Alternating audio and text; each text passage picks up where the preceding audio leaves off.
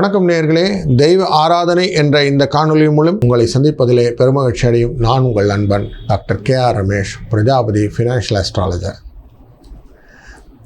ஜாதகமே இல்லாதவர்களுக்கு ஜாதகம் எப்படி பார்ப்பது அப்படின்னு நிறைய பேருக்கு ஒரு கேள்வி உண்டு.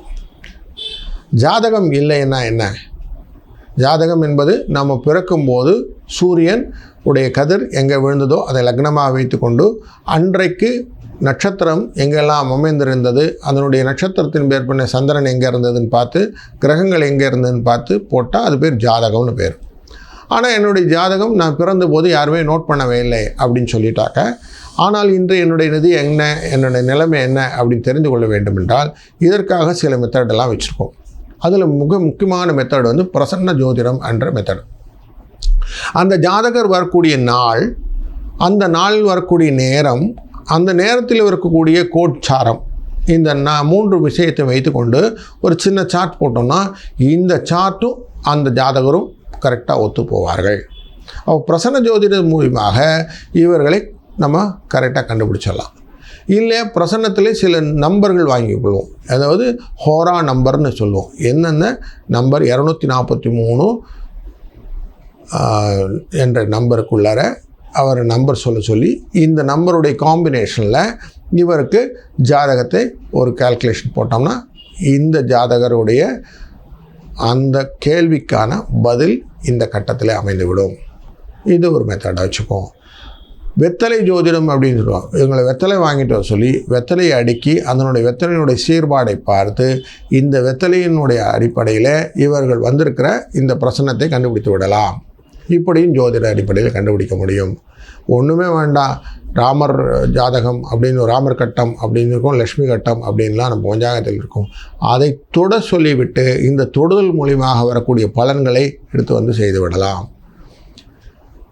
இன்றைக்கு வந்து இருக்கிறாருன்னு வச்சுப்போம், இன்றைக்கி வந்து கேட்குறார். இப்போ கோட்சாரத்தின் அடிப்படையிலே இதனுடைய நாள், முன்னின நாள், பின்னின நாள் என்ற கால்குலேஷன்ஸ் எடுத்துக்கிட்டு இந்த கால்குலேஷனை இவருடைய எஃபெக்டிவ் லைஃப்பில் என்னென்ன இன்சிடென்ட் நடந்ததுன்னு கேட்டு இவருக்கு ஜாதகத்தை நம்ம கட்டுக்கோப்பாக கொண்டு வந்துட முடியும். இப்படி பலவிதமான பரிமாணங்களிலே இவருக்கு ஜாதகத்தை கிராஃப்ட் பண்ணிட முடியும். ரெண்டாவது, இவருக்கு எப்படி இருந்தாலும் டேட் ஆஃப் பர்த்துன்னு ஏதோ ஒன்று தெரிஞ்சிருக்கும். அந்த டேட் ஆஃப் பர்த்தை பேஸ் பண்ணி ஒரு சின்ன ஒரு சார்ட்டு, அந்த சார்ட்டு இந்த கோச்சாரத்தின் கம்பேரிட்டிவ் அனாலிசிஸ் அப்படின்னு சொல்லுவோம். இந்த கோச்சாரத்தையும் இந்த ஜாதகத்தையும் ஒரிஜினல் ஜாதகம் இல்லாத அந்த டேட் ஆஃப் பர்த் ஜாதகத்தையும் வைத்து கொண்டு இவருக்கு இந்த ஜாதகத்தை ஒரு மாதிரி அனுமானம் செய்து விட முடியும்.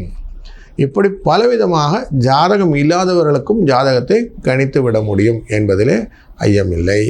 அதனால் ஜாதகம் இல்லையேன்னு பயப்பட வேண்டாம். இன்னும் கொஞ்சம் அட்வான்ஸாக போனோம்னா இவருடைய பேரினுடைய முதல் எழுத்து அப்படின்னு எடுத்துக்கிட்டு இந்த முதல் எழுத்து பேஸ் பண்ணி நமக்கு இந்த நட்சத்திரம் அப்படின்னு கிடச்சிரும்.